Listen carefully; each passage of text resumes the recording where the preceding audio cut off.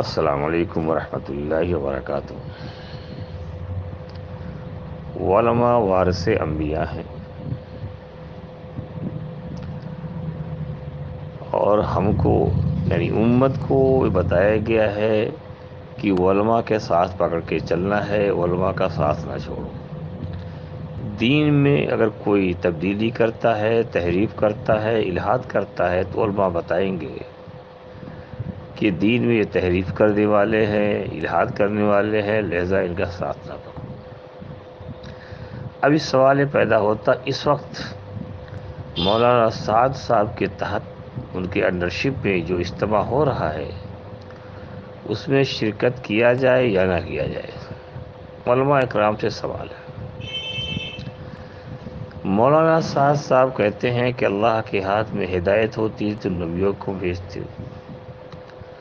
مسجد زرار بنانے والے کے بارے میں قرآن کہتا ہے کہ مسجد زرار بنانے والے منافق تھے۔ مولانا سعد صاحب کہتے نہیں، مسجد زرار بنانے والے ایمان والے تھے۔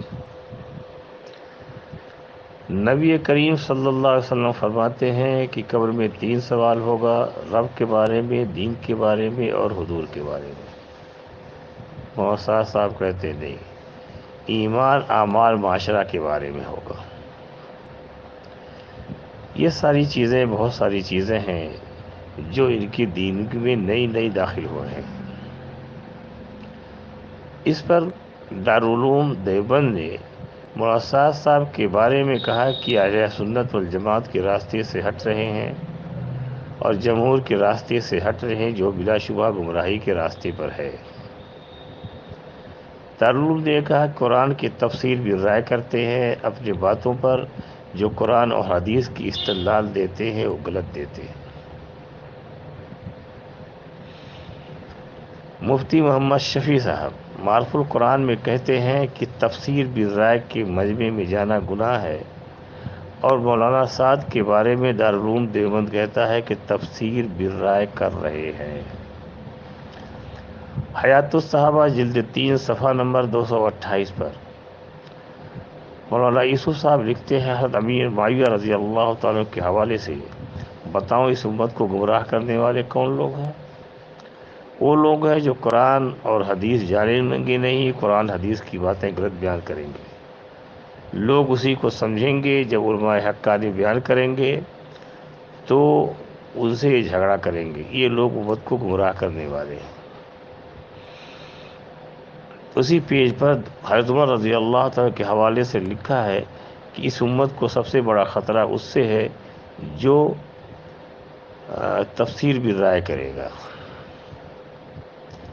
اب یہ ساری چیزیں ہیں۔ تو مولانا سعد صاحب کے بارے میں دارالعلوم نے کہا ہے کہ یہ قرآن کی تفسیر بالرائے کرتے ہیں، حدیث غلط بیان کرتے ہیں، انبیاء کی شان میں گستاخی کرتے ہیں۔ اب ان کے مجمع میں شرکت کیا جائے کہ نہ کیا جائے، علماء کرام سے سوال۔ تفسیر ابن کثیر میں ایک حدیث بیان کی ہے، کعب ابن عجرہ رضی اللہ تعالیٰ کی روایت پہ ہے۔ نبی کریم صلی اللہ علیہ وسلم نے فرمایا، اے کعب ابن عجرہ، اللہ تعالیٰ تجھ کو بیوقوفوں کی سرداری سے بچائے۔ تو کعب ابن عجرہ نے فرمایا، اے اللہ کے رسول صلی اللہ علیہ وسلم، یہ بیوقوفوں کی سرداری کیا ہے؟ آپ نے فرمایا، میرے بعد ایسے سردار ہوں گے جو سنت پہ نہیں چلیں گے اور لوگ ان کی حمایت کریں گے۔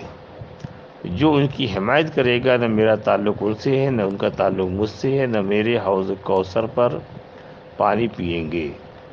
جو ان کی مخالفت کرے گا، میرا تعلق ان سے ہے اور ان کا تعلق مجھ سے ہے۔ اب سوال پیدا ہوتا ہے کہ ابو المدارس دارالعلوم دیوبند نے کہا ہے سعد کے بارے میں کہ انبیاء کی شان میں گستاخی کرتے ہیں، تفسیر بھی رائے کرتے ہیں، صحابہ کو نکما کہتے ہیں، انبیاء کی شان میں گستاخی بھی کرتے ہیں۔ تو ایسا کا جو ساتھ دے گا کعب ابن عجرہ کی روایت سے، کیا حضور کا تعلق ہوگا؟ اب سوال پیدا ہوتا ہے کہ ایسے کی مجلس میں شرکت کرنا، ایسے کی مجلس میں لے جانا چاہیے یا نہیں چاہیے؟ علماء کرام مطابق جو لوگ ایسے کی مجلس میں شرکت کرتے ہیں جس کے اوپر ام المدارس دارالعلوم نے کہا ہو کہ انبیاء کی شان میں گستاخی کرتے ہیں، گمراہی کے راستے پہ لے جا رہے ہیں، وہ کل خدا کے یہاں کیا جواب دیں گے؟ یہ ساری چیزیں میں نے بتا دی۔